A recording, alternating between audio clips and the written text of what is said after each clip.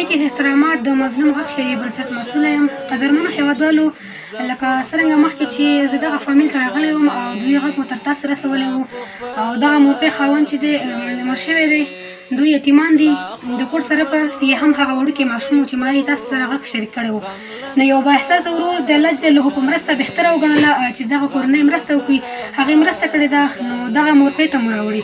نو له ما سره تر پایه ملتیا وکړئ چې څومره خوشحاله ده دغه مورکۍ له دې ورور څخه چې لاسنیوی یې کړی دی او دغه یتیمانو زړه یې خوشحال کړی دی. زه په خپل لار خوشحاله لا خو مو په زړونو دی پروت غم لکه ښامار خوشحاله. السلام علیکم مرجان. وعلیکم السلام. زه خیر راغلی. خیر سمان خوشحاله اوسئ. مور څنګه یې ښه یې؟ شکر خیرات چې تاسو خاص وکړئ. شکر د الله رحمت. اولادونه مو ښه دي؟ شکر الحمدلله ژوندی اوسئ. الله درته عمر درکړي خیر وشي. خوشحاله اوسئ. مور یې مریضه خو به نه یې؟ څنګه یې؟ والا خیرات دې شمه مریضه یم چې بس مزدوري اوس نشم کوی، اوس مې نه رسېږي. بس اوسه پورې لږ ګزاره مې کېده، مزدوري مې کولی شله ډېر وخته پورې. دغه زوی مې 15 کلن و چې پلار یې وفات شوی. زه مزدوري نور تکلیفونه مې زیات شو، نور مې وس نه رسېږي چې زه مزدوري وکړم. نو اوس د ډېر سخت مشکلات سره مخامخ یم. بس انسان خېټه خواړه هم غواړي، اوبه هم غواړي، بس مار نه دی چې څوک خاورې وخوري. نو اوس ډېر سخت مشکلات دی راباندې دي.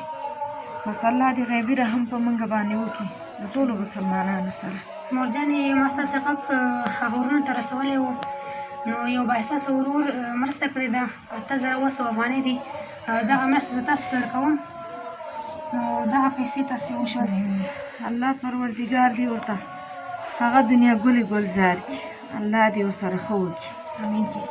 نړۍ واوره ادم خورې نړۍ تا مکړې په دار خوشحاله زه په خپل لار خوشحاله زه په خپل لار خوشحاله نه مو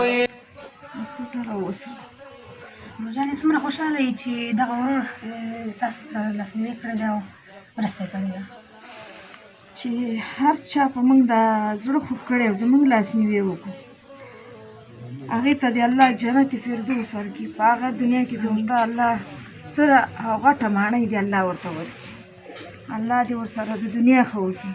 او زه ترې ډېره خوشحاله یم چې زموږ لاسنیوی وکړو او زما د یتیمانو لاسنیوی وکړو او په ما یې زړه ودردېدو او په ما یې زړه خوږ شو. الله دې هغه په دې دنیا هم خوشحاله کړي، په هغې دنیا او خدای دې ورته هغه دنیا ګلې ګلزار کړي چې دوی مسافر دي، په هغه خارج ملکونو کې پراته دي او خپل وطن یې سترګې پناه کړي دي او هلته مسافري کوي او په داسې یتیمانو غریبانو باندې زړه خوږوي، زړه دردوي. الله دې هغوی ته بدله په هغې دنیا باندې ورکړي. بس مورجانې همدا تاسې دعاګانو ته الله دې ورته ښې ورځې ورکړي. الله دې ورته طاقت او همت ورکړي چې زموږ غریبانانو باندې زړه ودردېږي او زموږ لاسنیوی وکړي. زه ترې ډېره خوشحاله یم. الله دې ترې خوشحاله شي، الله دې ترې راضي شي. قدرمنو هېوادوالو، تاسې د دغه مورکۍ غږ واورېده چې څومره خوشحاله شول له دغه ورور څخه چې دغه یتیمانو په سر یې لاس کش کړ او درد یې تر زړه احساس کړ او مرسته یې ورسره وکړله. که دغه ورور دغه 8000 افغانۍ مرسته وکړه هېڅ هم نه دي. مثال الله تعالی به د دغه په بدل کې دومره زیات ورته ورکړي چې د یو غریبې کورنۍ په شونډو مسکا یې راوستله او د دغه یتیمې کورنۍ لاسنیوی یې وکړه.